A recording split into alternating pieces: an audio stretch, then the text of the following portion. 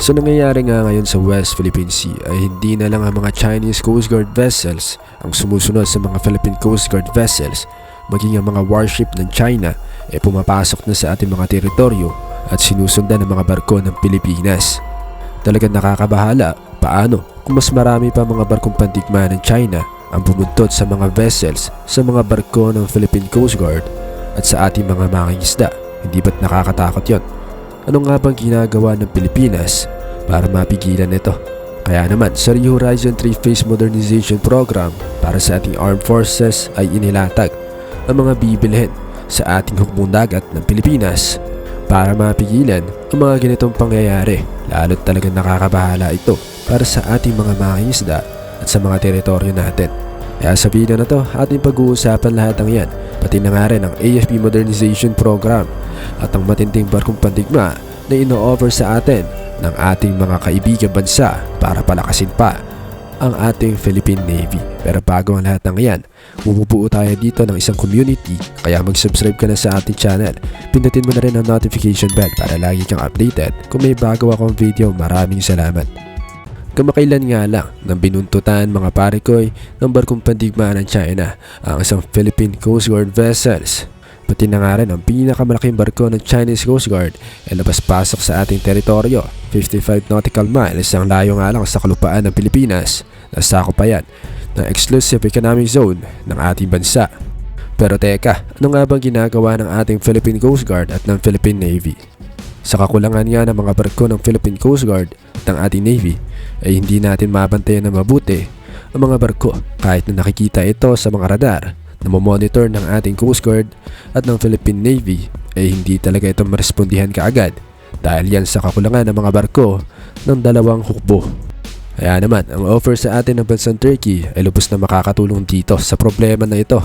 Sa pagbabantay ng ating mga teritoryo, talagang mga barkong pandigma ang kailangan, karagdagang mga warships at mga barko para sa Philippine Coast Guard ang kailangan na talagang ilatag at bilhin. Ito na nga ang ino-offer sa atin ng bansang Turkey, isang bigating frigate. Sa mga hindi nakakaalam, ay bibili nga tayo ngayon na mas marami pang mga barkong pandigma, 6 at karagdagan 2 na anti-submarine corvette para mabantayan natin dahil kamakailan nga lang ay meron namataang Russian submarine sa ating katubigan. Kaya naman ay dito napapasok ang Rio Horizon 3 Phase Modernization Program para sa ating armed forces. Sa ADAS 2024 nga ay pinakilala ng Turkish TAIS Shipyard ang kanilang makabagong barkong pandigma na frigate na ino-offer nila sa Pilipinas. Sa ADAS 2024 ay pinakita ng Turkish Shipyard ang kanilang makabagong disenyo ng I-class frigate. Gusto nilang ibenta ito sa Philippine Navy at umaasa silang magiging bahagi ito ng mga proyekto sa Frigate Phase 2 at Corvette Phase 2 ng ating Navy. Ito ay yung pagbili sa mga makabagong frigates at 2 corvette para sa Philippine Navy, 6 na frigate at 2 anti-submarine corvette kasi ang planong bilhin ng Philippine Navy. Napaka nga maikasan na nga yan ngayong taon dahil nga sa kakulangan ng mga barkong pandigma ng Philippine Navy at kailangan na talaga madaliin ang modernisasyon nito. Ang I-class frigate ay may habang 113 meters at may timbang na 3,000 tonelada, kaya medyo mas maliit ito kumpara sa Miguel Malvar class corvette ng Pilipinas na i-deliver ngayong taon. Pero hindi ibig sabihin na walang laban ito.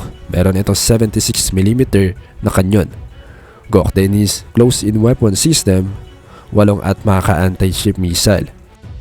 Meron rin itong 2 medium caliber na kanyon, 2 triple lightweight torpedo launchers at 16 cell vertical launching system na wala ang BRP Jose Rizal class frigates natin. Bagamat mas maliit ang barkong pandigma na ito kaysa sa Miguel Malvar class, halos magkasing lakas nga lang sila. Pero hindi pa dyan natatapos ang offer na ito ng bansang Turkey dahil ang pinakamagandang balita dito, hindi lang basta bibili ng barko ang Pilipinas sa kanila, pwede makipagtulungan ng mga shipyards ng Turkey sa mga lokal na shipyards sa Pilipinas para gawin itong barko dito mismo sa ating bansa. Kaya naman magiging mas maganda ang pakinabang kasi mas marami tayong matutulungan ng mga kababayan natin. Transfer of technology nga ang tawag dito. Sa pamamagitan nito ay makakagawa na tayo ng isang warship mismo dito sa Pilipinas. Yan ang maganda dito kaysa sa offer ng South Korea. Kayo mga kababayan, Kung kayo ang papipiliin, saan nga ba tayo dapat bumili ng mga frigates? Sa Turkey nga ba?